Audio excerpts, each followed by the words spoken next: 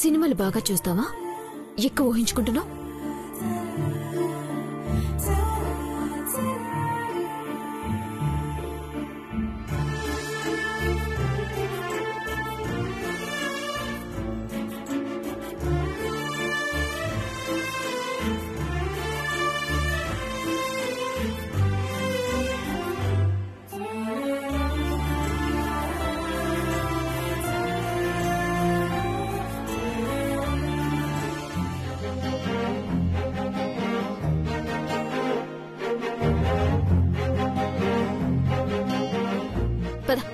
గింటనా దవాఖానకు తీసుకోపోరా? ముందు స్టేషన్ కి పద, ఆ తర్వాత హాస్పిటల్ సంగతి ఆలోచిద్దాం. పద. ఇప్పటిదాకా ఈ బాబ్జీ పోలీస్ స్టేషన్ మొక్కమే చూడలే. నువ్వైతే చూపిస్తున్నావు. నువ్వు కాబట్టి నా ఇజ్జత్ తీర్చిపెట్టి వస్తున్నా. పద. రారా. Madam madam please madam. రా.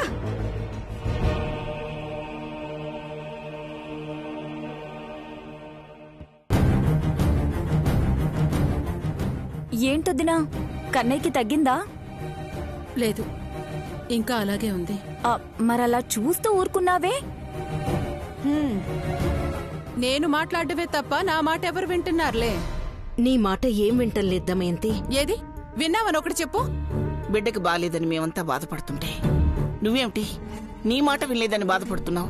వీడు ఈ ఇంటికి వారసుడు, నా బిడ్డ రక్తం. అలాంటప్పుడు ఎలా చూసుకోవాలి? నీ మనవరాలు కన్నయ్యని ఇలా వదిలేసి తిరుగుతుంటే వీడికి జ్వరం ఎప్పటికి తగ్గాలి? కళ్యాణి వెళ్ళను అంటే వెళ్ళమని నువ్వే చెప్పి మళ్ళీ ఇప్పుడు ఇలా మాట్లాడతావేంటి దమయంతి? మీరే చెప్పారుగా తగ్గిపోతుందిలే అని. ఎక్కడ తగ్గింది? ఇంకా మీలాగా నేను చూస్తూ కూర్చోలేను. ఏమండి ఏమండి? ఏంటి దమయంతి? కన్నయ్యనేదైనా మంచి హాస్పిటల్కి తీసుకెళ్దాం పదండి. డాక్టర్ గారు వచ్చెళ్ళింది ఇందాకే కదా, ఇంకా తగ్గలేదంటే ఎలా? ఆయన ఇచ్చిన మందులు ఒక పూటైనా వాడి చూడు. అసలే బాగలేక వాడు బాధపడుతుంటే అటు ఇటు తిప్పితే పిల్లాడు ఇంకా మెత్తబడిపోతాడు. ఇందాక డాక్టర్ గారు జ్వరం తగ్గకపోతే ఆ మందు పట్టమని ఇచ్చారు కదా, అది తాగించావా? ఎవరు తాగిస్తారు? నేనే తాగించాలి.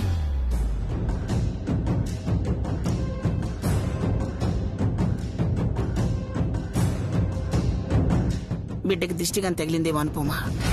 ఉప్పు ఎండు మిరపకాయలు తెచ్చి దిష్టి తీయవాడికి.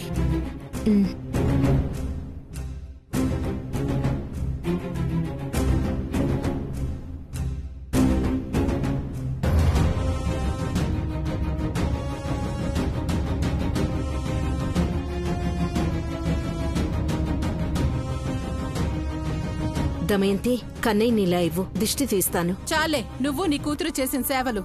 నా మనవడి బాగోగులు నేను చూసుకుంటాను.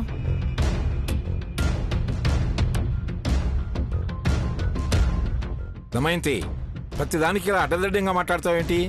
బాబుని అనుపమకేవు. నేనివ్వన్నానా? అసలు నా మనవడిని చూసుకోవడానికి తానెవరు? అప్పుడప్పుడు నీకేమైనా పిచ్చి కనపడుతుందా? ఎందుకలా మాట్లాడతావు? దమయంతి, కన్నయ్య బాగాలేక బాధపడుతుంటే నువ్విలా మాట్లాడటం ఏం బాగాలేదు. నా మనవడికి బాగాలేదు అంటే నేను కాక నువ్వెందుకు బాధపడతావు? వీడేమన్నా నీ కూతురు బిడ్డ కాదుగా?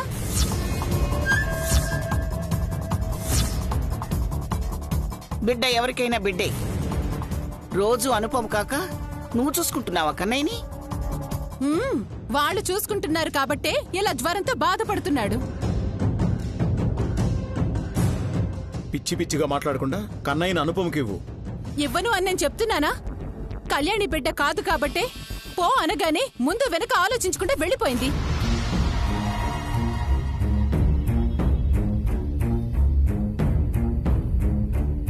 సొంత మనవడు కాదు కాబట్టే అనుపమ వీణ్ణి ఇక్కడ పారేసి వంటగదిలో తిరుగుతుంది.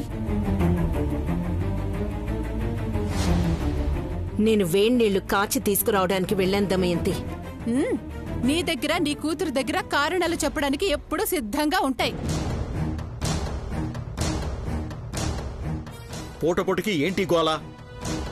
అవును, నాది గోలే. నా మనవణ్ణెవరూ పట్టించుకోకపోతే నేను కాక ఎవరు గోల చేస్తారు? ఛీ మారవే, నువ్వు ఈ జన్మకి మారవు. మారనండి, మార్చాలని మీరు కూడా చూడకండి. నువ్వు పడుకోరా.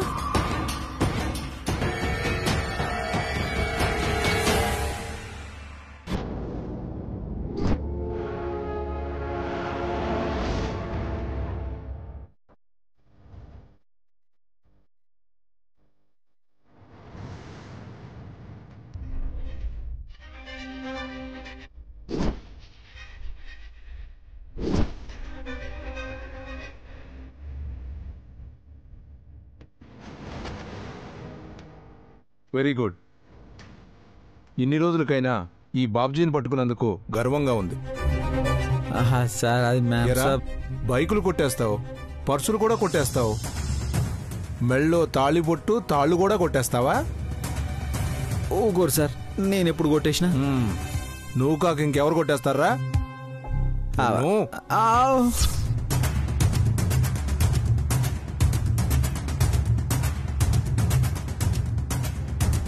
అవును కళ్యాణి, వీడిని పట్టుకున్నా బానే ఉంది, మరి వీళ్ళెవరు? వీళ్ళు ఆ బాబ్జీని చంపబోయారు సార్. అవునా?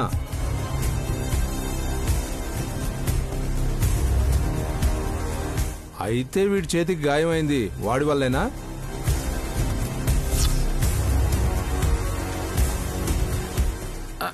లేదు సార్, ఈడి వల్ల కాదు. మరి ఎవరో పోలీస్ మేడంని పొడవబోయారు. అన్న హీరోలకెళ్ళి రక్షించుండు. అవునా? అవునా? నీ మీద అటాక్ జరిగిందా? మరి చెప్పనే లేదు. ఎవరు వాళ్ళు? నీకెవరైనా శత్రువులు ఉన్నారా? చెప్పురు మేడం, ఆడెవరో చెప్పుర్రి. సీదా ఇంటికి పోయి బొక్కలు ఇరగొట్టి తీసుకొస్తా.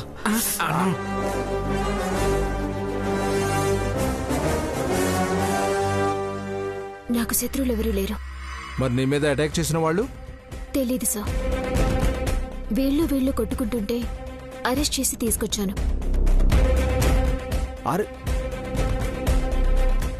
ఈలోపు ఎవరో ఎవరి మీద అటాక్ చేయబోతే కత్తి నా మీదకొచ్చింది.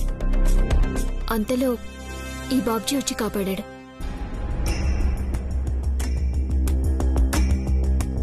అదే, ఎవరు ఎవరిని ఎందుకు పొడుచుకున్నారు? తెలీదు సార్. అక్కడంతా కన్ఫ్యూజ్ గా ఉండింది. ఎవరు ఎవరి మీద అటాక్ చేస్తున్నారో, ఏం జరుగుతుందో తెలుసుకునే లోపే వాళ్ళు పారిపోయారు. వీళ్ళని పట్టుకున్నాం. ఓ సారు, మీరు ముచ్చట్లు పెట్టుకుని చాలు గాని జర్ర నా సంగతి ఏందో చూడ్రి. నీ సంగతి ఏంట్రా? బిర్యానీ ఏమన్నా పెట్టాలా? అసుంటిదేం లేదు సార్. చెయ్యి చూసిరు కదా ఎంత రక్తం పోయిందో. సర్రా దవక నాకు దొలుకోబోర్రి. అసలే నెత్తూరు చూసినానంటే నాకు చక్కర వస్తుంది. సరే కళ్యాణి, ముందు వీడిని తీసుకెళ్లి హాస్పిటల్లో ట్రీట్మెంట్ చేయించి తీసుకురా. అలాగే సార్. జాగ్రత్త, మళ్ళీ ఎస్కేప్ అవడానికి ట్రై చేస్తాడేమో. అయ్యో అట్లేముండదు సారు. సీదా దావకానకు పోయినానా, ఆ నుంచి సీదా స్టేషన్కి వస్తా గంతే. నువ్వు రారా, వచ్చాక నీ పని చెప్తాను. తీసుకెళ్ళు. పద.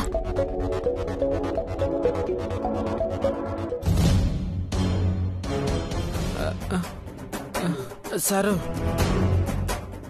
నాకు కూడా ఎట్లనో ఉంది, చక్కెరిచ్చినట్టు.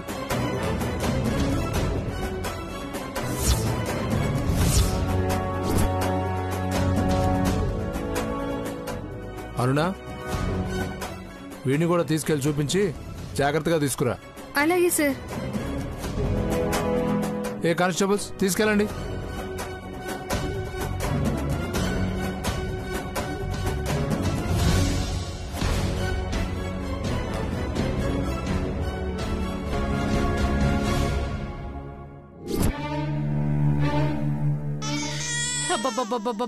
ఆపరా. అమ్మో అమ్మమ్మో ఎత్తుకుంటే మాత్రం కదలవు కాని నేను ఎత్తుకుంటే మాత్రం ఏడుపు మొదలు పెడతావు. ఆపో. ఎందుకు వాడిని అలా కసురుకుంటావు? వాడు అసలే బాగుండక బాధపడుతుంటే ఇందాకటి నుంచి ఎత్తుకొని తిప్పుతున్నాను, అయినా ఏడుపు ఆపడం లేదు. అందుకే నాకిమ్మన్నా దమయంతి. ఆ, నువ్వు నీ కూతురైతే మంత్రం వేస్తారు. ఆ మంత్రాలు వేయటం నాకు చేత కాదులేమ్మా. నువ్వు ఆ వంకర మాటలు మాట్లాడడం ఆపేసి కన్నయ్యని అత్తయ్యకో అనుపమకో ఇవ్వు. ఏడిస్తే ఏడుస్తాడు, నేనెవ్వరికీ ఇవ్వను. పసిబిడ్డ ఏడుస్తున్నప్పుడు నీకు ఓదార్చడం చేత కాకపోతే ఎలా? శివ, నువ్వు తీసుకో. ఇలా ఇవ్వు. అవసరం లేదు, నా మనవడిని నేను సంధాయించుకుంటాను.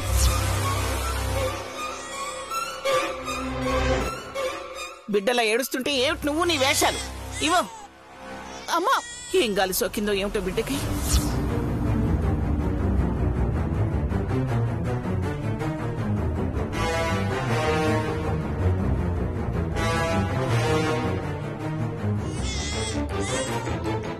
ఏంటి శివ అలా గొక్కబట్టి ఏడుస్తున్నాడు? ఏమైందో ఏమిటోనండి, ఏం అర్థం కావట్లేదు. అమ్మా, వాడి కళ్యాణి కనిపిస్తే ఏడు పాపేస్తాడు. స్టేషన్ నుంచి కళ్యాణిని పిలిపిద్దామా? పని మధ్యలో రమ్మంటే పంపిస్తారో లేదు. చిన్ని, ఫోన్ చేసి కళ్యాణిని ఒకసారి రమ్మని చెప్పు. అలాగేనమ్మా.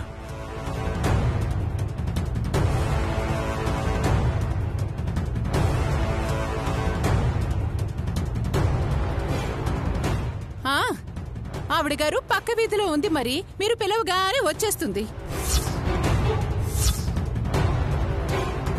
కళ్యాణి ఎక్కడో పట్నంలో ఉంది.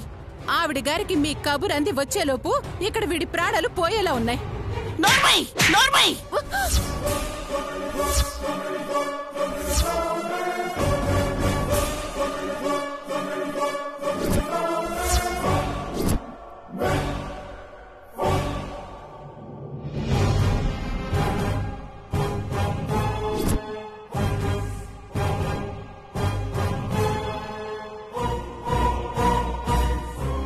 అసలు మనిషివేనంటే ఆడపుట్టకు ఎలా పుట్టావు?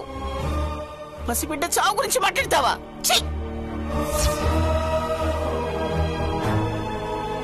రాను రాను నీ నోటికి అడ్డు అదుపు లేకుండా పోతుంది. ఏం మాట్లాడాలో ఏం మాట్లాడకూడదో తెలియటం లేదా? ఒక్క దెబ్బకి అరదెబ్బకి అది మారదు. గట్టిగా ఇంకో 4 తగిలించండి అత్తయ్య, అప్పటికన్నా జ్ఞానం వస్తుందేమో. అసలు నీ కోపం ఎవరి మీదక్క? పెద్దవాళ్ళనే అనుకుంటే పసివాణ్ణి కూడా అలా మాట్లాడుతున్నావు. అమ్మంటే 100 ఏళ్ల మన జన్మ. బిడ్డకి ఏ చిన్న ఇబ్బందొచ్చినా నా ప్రాణం కూడా పోసుకుని 100 ఏళ్లు బ్రతకమని చెప్పాల్సిన దానివి అలా మాట్లాడటం ఏంటి దమయంతి? రాను రాను నువ్వెలా తయారవుతున్నావంటే ఇలాంటి బిడ్డ నేను ఎందుకు కన్నానా అనిపిస్తుంది.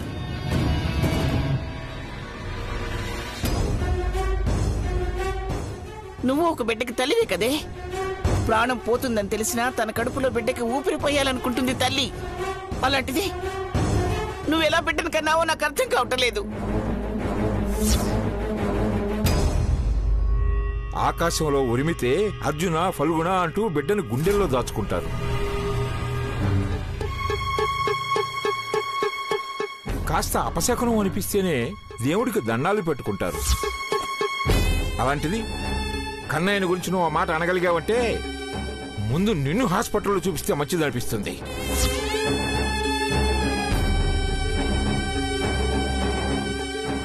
అనుపమ, పిల్లాన్ని తీసుకెళ్లి దేవుడి దగ్గర బొట్టు పెట్టు.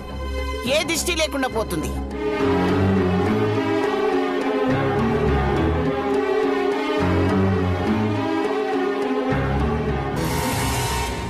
అమ్మో, ఈ వాతావరణంలో నేనేం మాట్లాడినా నా పళ్ళు రాలగొడతారు.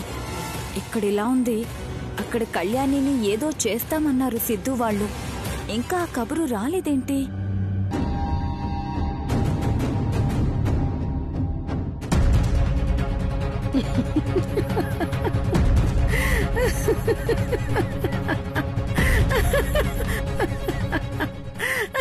మా పరిస్థితి నీకు నవ్వులాట్లా ఉందా? నవ్వక ఏడవమంటావా? నేను చెప్పుళ్లే ఆ అమ్మి జోలికి పోవద్దని. విన్నారా? శౌర్యని చంపినారు కదా అని ఆ కళ్యాణిని కూడా ఏదో చేద్దాం అనుకుంటే ఆ శౌర్యగాడు సచ్చి కూడా మిమ్మల్ని సాధిస్తా ఉంటాడు. దెయ్యమై దానికి కాపలా కాస్తుంటాడు. చచ్చాడనుకున్నవాడు మళ్ళీ ఇలా రావడం ఏంటో నాకు అసలేం అర్థం కావట్లేదు. ఇంకా నయం, నేరుగా వచ్చి మన మీద పడకుండా కళ్యాణి జోలికి వెళ్ళినప్పుడే వస్తున్నాడు. మనిషి పోయినా ఆత్మ ఇష్టమైన వాడు చుట్టూ తిరుగుద్దంటే ఏమో అనుకున్నా. నిజమేనన్నమాట.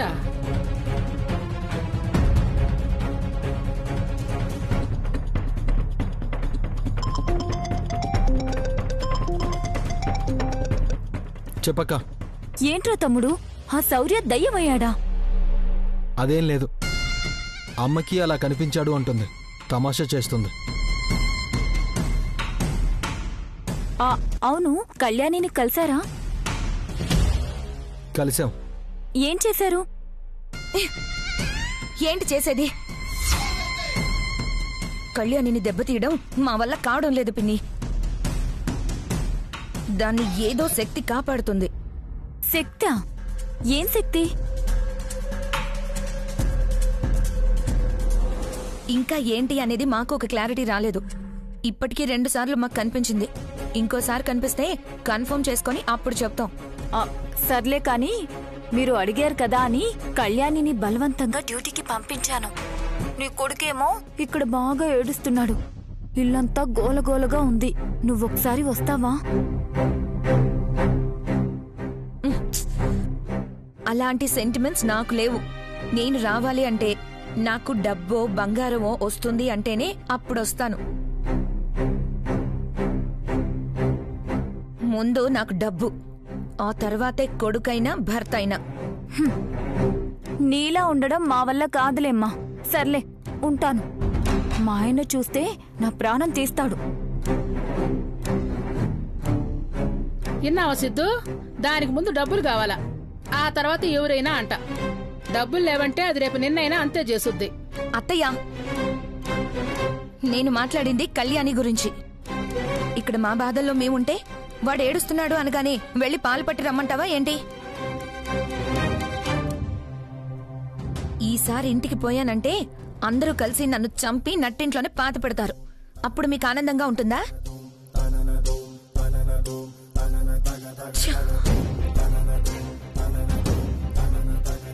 ఏందిరా అమ్మే? అమ్మా, అసలు ఇరిటేషన్లో ఉన్నాను, ఇంకా ఇరిటేట్ చేయకు.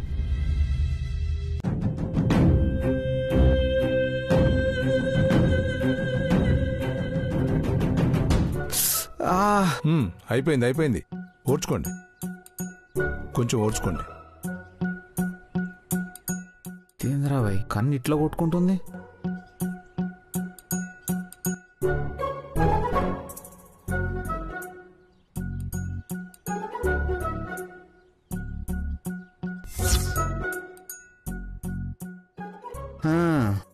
అనుకున్నా ఏమో చూస్తే గానీ నా కన్ను ఇట్లా కొట్టుకోదని. అయిపోయింది.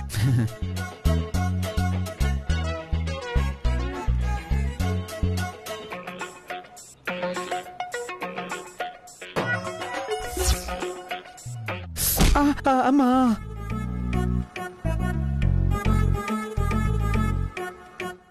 ఏం పనయ్యా ఇది? చేతి వాటం బాగానే ఉన్నట్టుంది. ఏమవుతాడు మీకు? పోలీస్కి దొంగ ఏమవుతాడు సార్? అతడు దొంగ, నేను పోలీస్. అవును సార్, దొంగ పోలీస్ సార్. అమ్మా, ఊకోండి మేడం, గిడ చిన్న మీద ఉంటది, సిరిగిపోద్ది. డాక్టర్ గారు, వీడు చాలా డేంజర్ క్రిమినల్. వీడిని ఏదైనా చేయండి. ఎందుకు చేయలేవమ్మా? చేయి తీసి కాలుకి, కాలు తీసి చేయికి కుట్లేస్తే సరిపోతుంది కదా.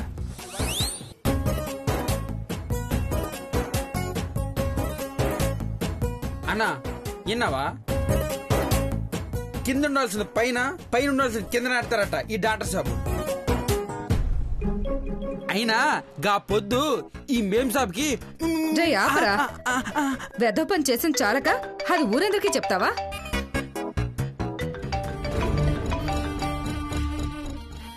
మా అమ్మ ఫోన్ చేస్తుంది.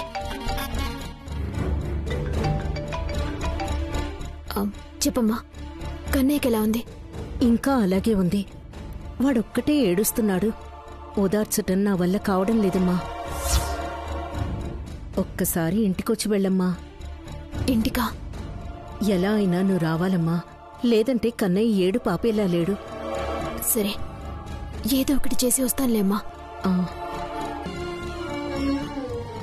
Any problem? ఎస్ డాక్టర్, మా అబ్బాయికి బాగా జ్వరంగా ఉంది. ఉదయం మా ఊళ్ళో డాక్టర్కి కూడా చూపించాం.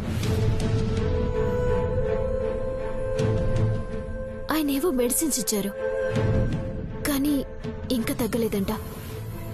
బాబుకి ఏమైందో ఏంటో అని భయంగా ఉంది డాక్టర్.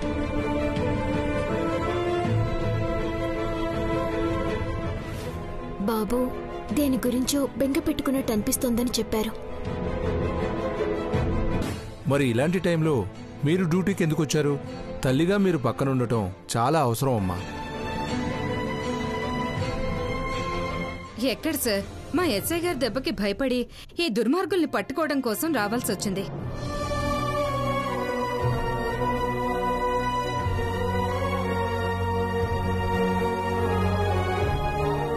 ఇప్పటికైనా మీరు ఇంటికి వెళ్ళడం మంచిదమ్మా. నేను ఒక సిరప్ రాసిస్తాను, అది తీసుకెళ్లి తాగించండి అమ్మా, సరేనా?